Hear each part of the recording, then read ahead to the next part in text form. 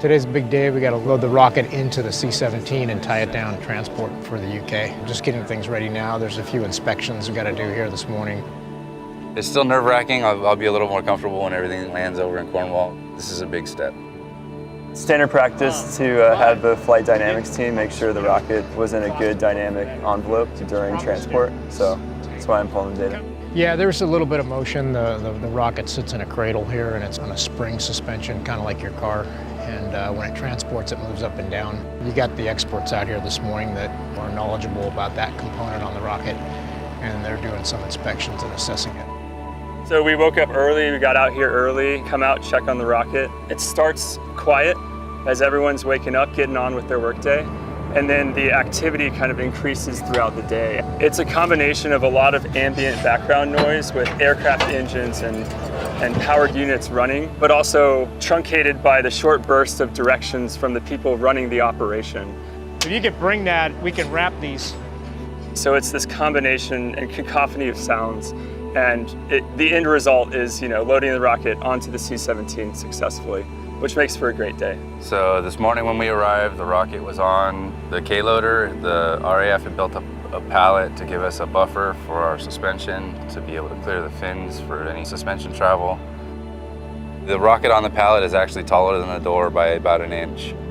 They managed to get the fins inside.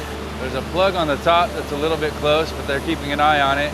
It looks like we might be good to go. They did kind of like 2 steps where they lifted it up and moved closer, lifted it up, moved closer, and they were able to translate the rocket's pallet into the plane. I'm very much looking forward to flying on the C-17 with the rocket. The Royal Air Force has been greatly accommodating, so has March Air Reserve Base. Nothing but professionalism and great help from all those guys. The rocket is on the C-17 and we're going to England. Got the rocket inside, they got the strap where they wanted to, they got all their margins. The rocket's ready to go.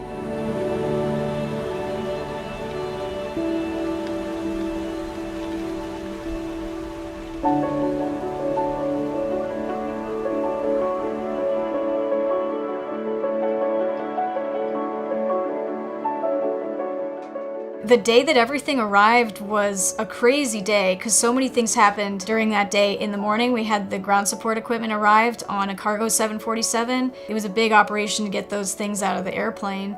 And then a couple of people arrived with the GSE. The flight crew took Cosmic Girl out on another training flight over the water. We got a lot done, a lot of training. We landed at our possible divert site in the event that something goes wrong, so we knocked that off of our to-do list. We landed back in Cornwall, and then later that night we had the C-17 arrive with the rocket. So 3 major operations happening in one day, and then all of a sudden everything is here and everyone is together. It was really an amazing day for us, and we're kind of all just standing around watching the rocket come off the C-17, feeling like this is actually happening, and it's finally gonna happen. We're all here, and it was such a cool day.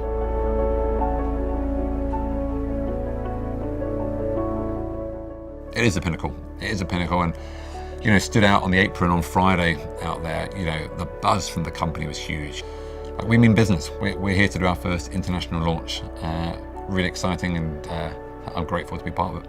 We feel a huge sense of togetherness finally being here. We've been pretty separated for a little bit because of the COVID pandemic. Some of us were working from home for a while. And at the beginning of this campaign, we had some people in Mojave, we had some people in Long Beach. But to really pull this off, we have to have a huge part of the team here on site. So at first it was just the flight crew and a couple of people who were here, and then the C-17 crew came in with the rocket, and the launch technicians came in, and the GSE came in, and now it's almost the whole team here. We still have a few more people we're waiting on, but it's really huge for us. Living so close to each other on the RAF base and going to work together every day for this one common goal of achieving this international launch mission. I think there'll be a huge sense of accomplishment for the company once we've done this, not just for us, but Spaceport Cornwall, the UK Space Agency, Civil Aviation Authority who have regulated it. This is a first for a lot of people on many different areas. So the idea that we can go up there and accomplish a mission, it'll be great.